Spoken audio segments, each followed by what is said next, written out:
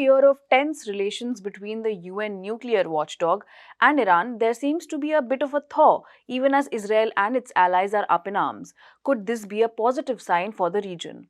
Lebanon has gone without a president, a prime minister, and even a cabinet for several months. Now, two candidates are in the running for the presidency. What is likely to happen?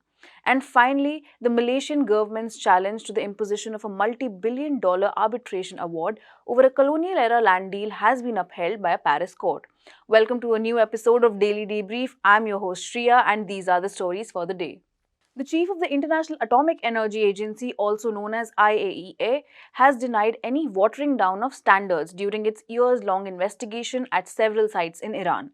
The international agency's chief's comments follow accusations of capitulation to Iranian pressure from Israel and its allies after IAEA has decided to shut down some of the investigations against Iran on May 31st, which Iranians had earlier claimed were politically motivated and pushed by the US and its European allies. Abdul Rahman joins us now in studio with more details. Thanks for joining us today in studio, Abdul. So, what has happened exactly? Well, on May 31st, the IAEA basically concluded some of the quote-unquote ongoing investigations against Iran, which was basically related to the finding of nuclear particles in one of the three nuclear sites, which were, according to the IAEA, undeclared before. So, as per the IAEA's report, the explanation given by Iran is satisfactory and they do not want to proceed further on that. They also acknowledged that Iran has basically reinstalled the cameras which were dismantled earlier on some of its nuclear sites, and apart from that, it has also acknowledged other replies given in terms of the nuclear enrichment in some of the nuclear sites. So in the gist of it is that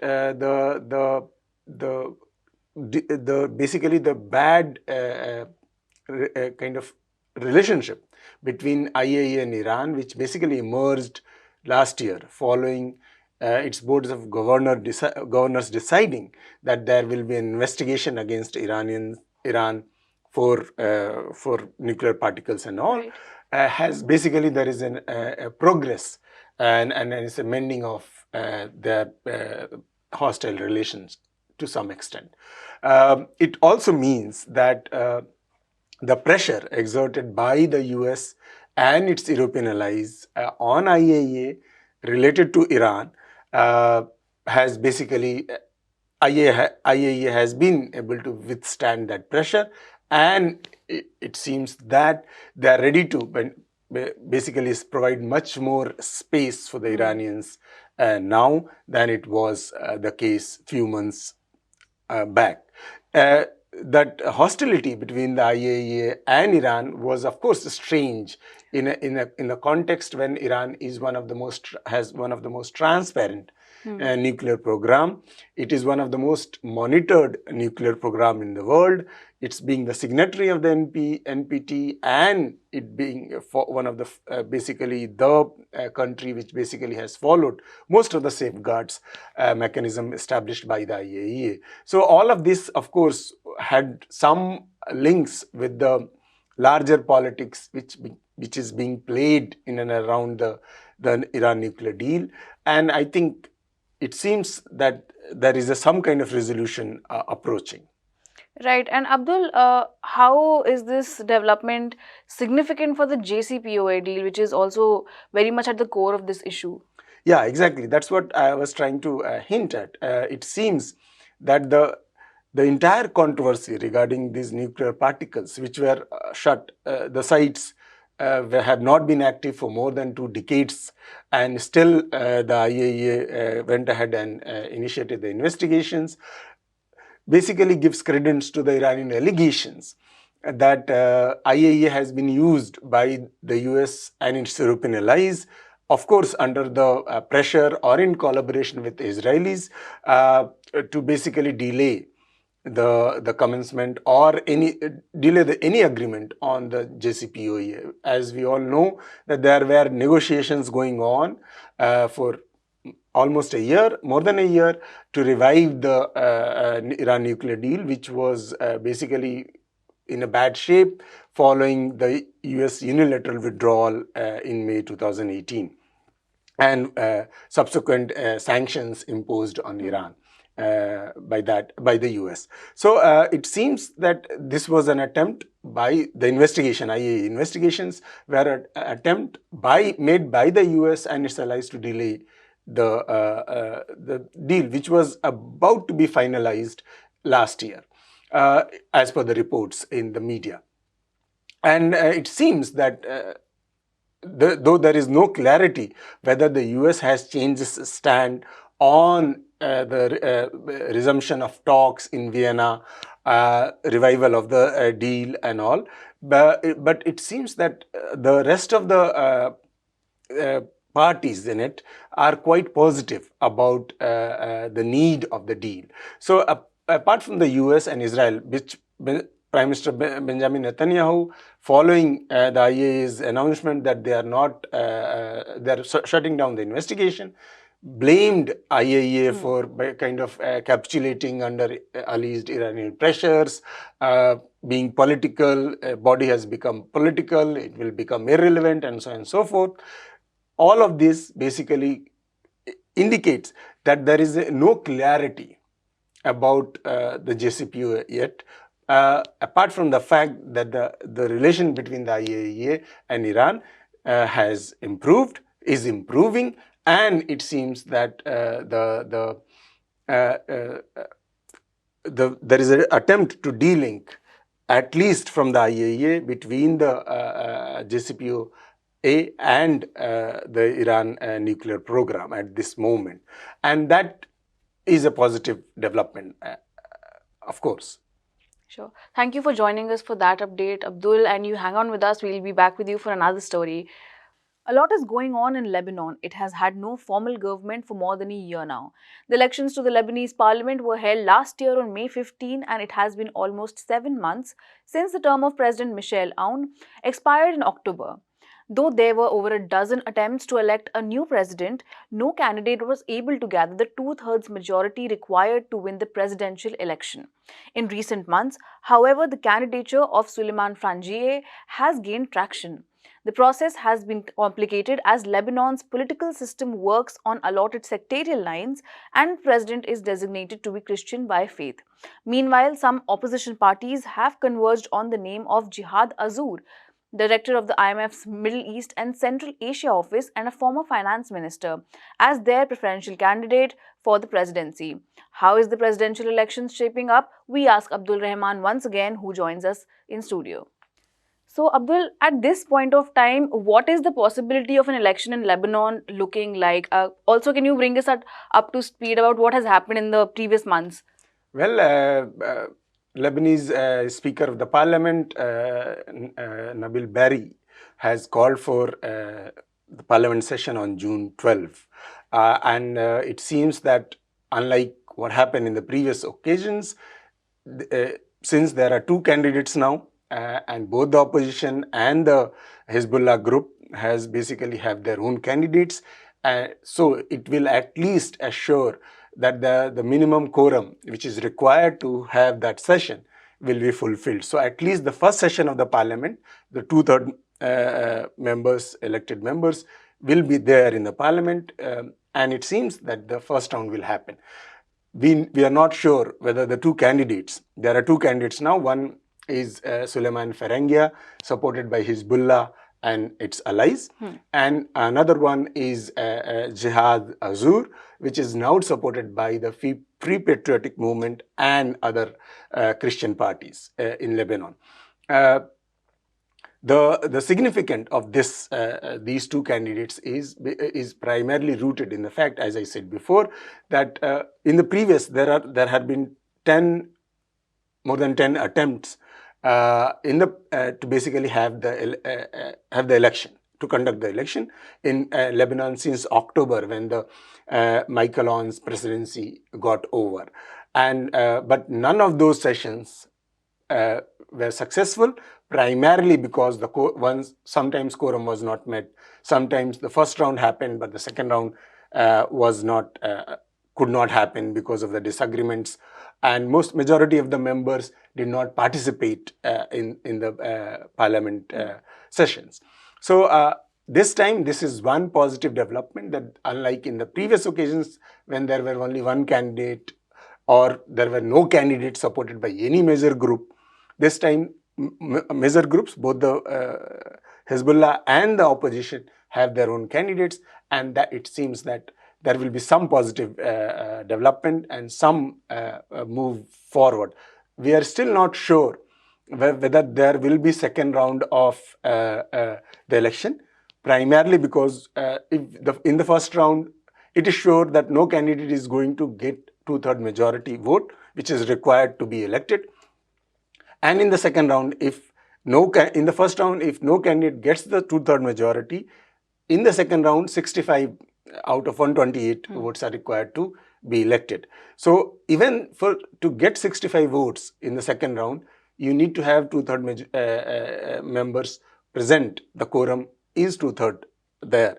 And so it is unclear whether the party which will lose the first round will participate in the second round of the elections. So given that uncertainty, we are in no position at this moment to say that this round, this June 12 session will lead to another session and there will be the final elections of Lebanese presidency soon.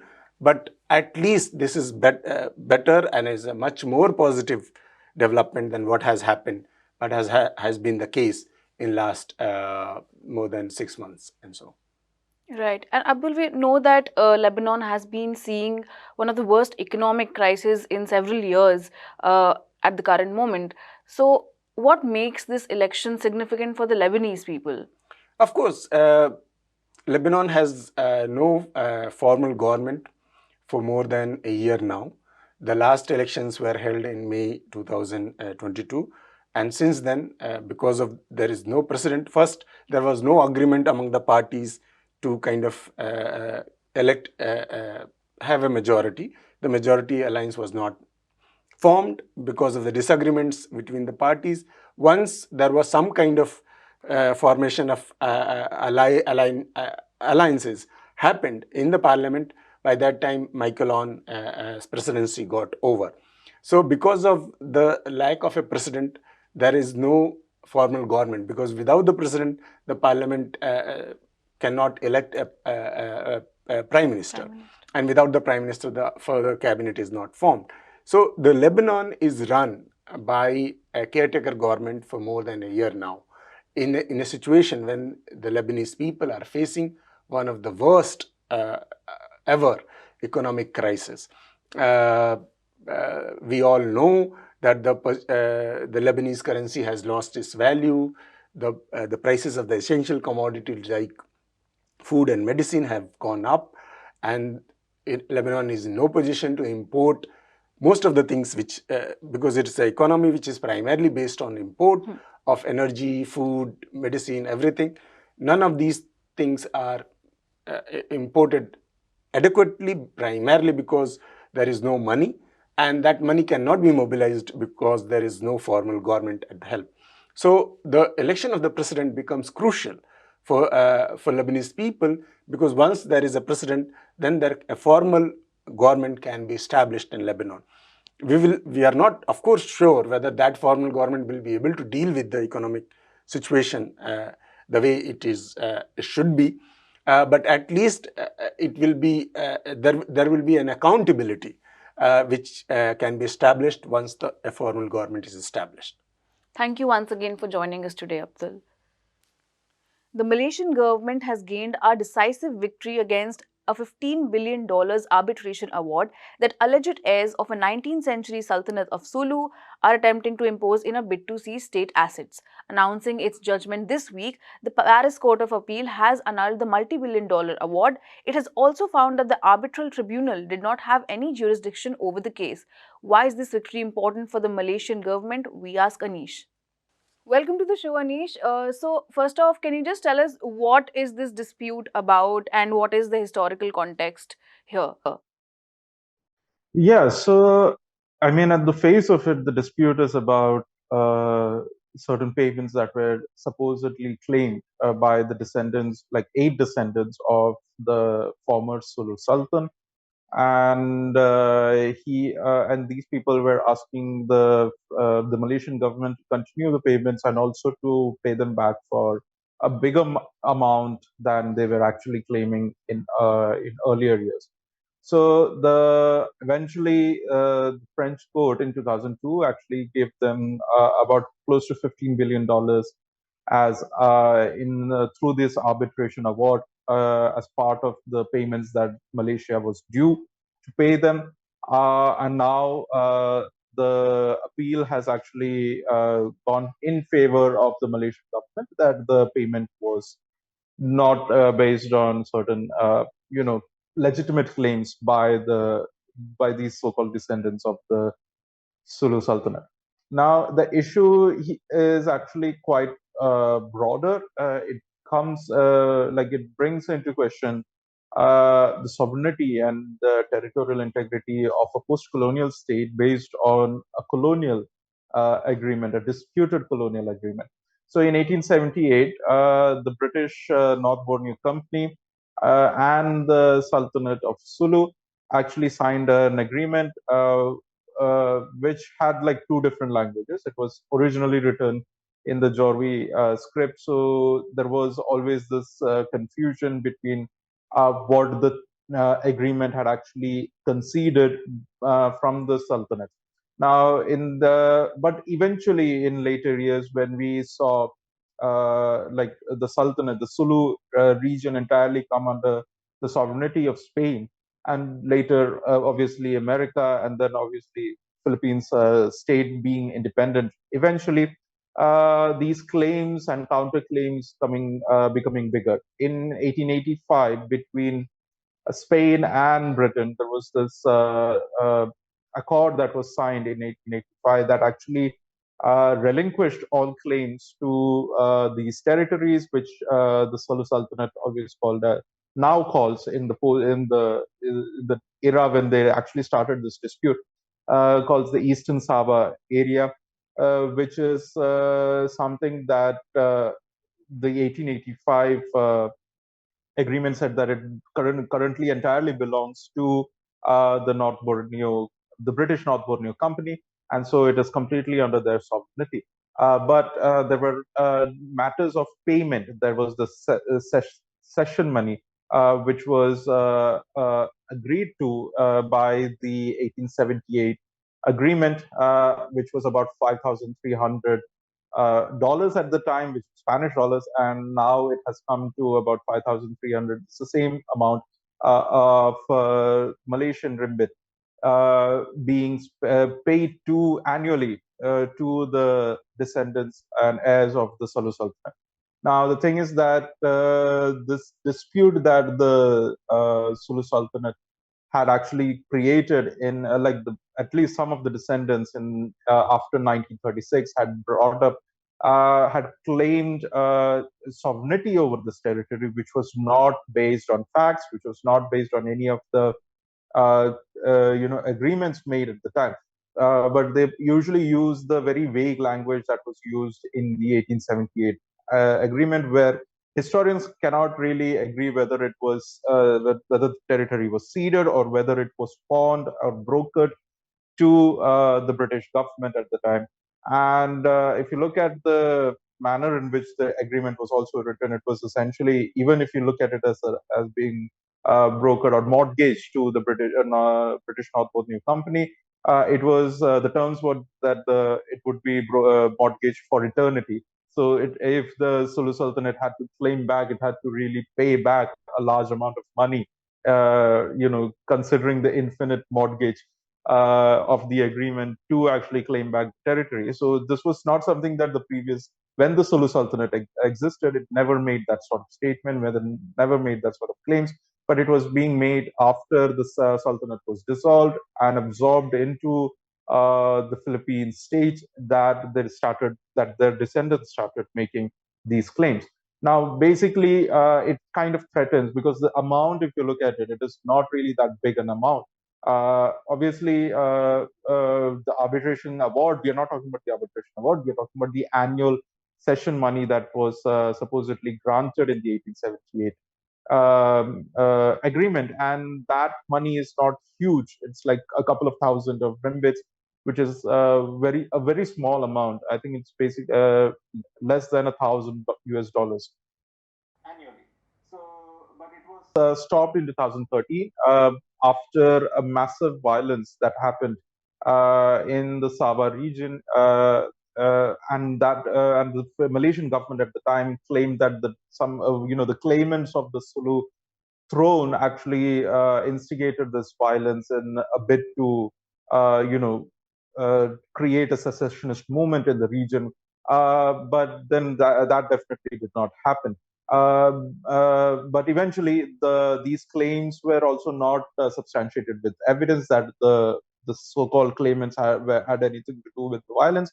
But there were definitely clear, circumstantial claims or kind of evidence that actually linked these claimants to these terrorist organizations. Now, obviously, as I said, like the heart of the issue, it is the matter of territorial integrity of a post-colonial state that has found its legitimacy, where people are, democratically voting, are involved in its day-to-day politics of it, being claimed based on a very, colonial deal that was in itself vague, but eventually overturned by successive post-colonial states. Right, Anish? And a follow up question to that would be, why is this judgment important for Malaysia?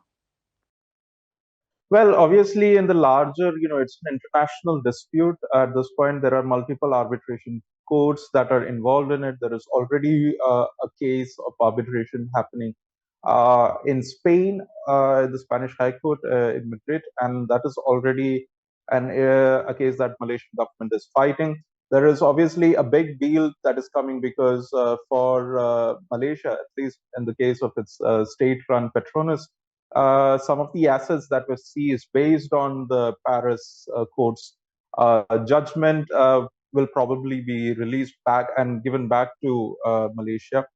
And so many of these factors are definitely going to play into how, like, this is obviously a big victory, a moral victory, obviously, to the government, but also a big victory in terms of legal terms we're looking at. It will actually also help their case in Spain. So overall, definitely, I mean, obviously, the other fact is that they do not have to pay about $15 billion, and that is a big deal considering the fact that that will be about 1/6 of their national budget at the current rate already. So that is not something that the Malaysian government would want to go for. So this is a massive victory. But in other matters, like in politically speaking, as I said, like the fact that a post-colonial state that has already found its own legitimacy and borders and national identity is reinforcing it at this point when a very feudal claimant is trying to make claims that may not be historically or even legally tenable. Thank you so much for joining us for that update, Anish. And that's all we have for today's episode. For more such stories, keep watching peoplesdispatch.org. You can also follow us on Facebook, Instagram, and Twitter.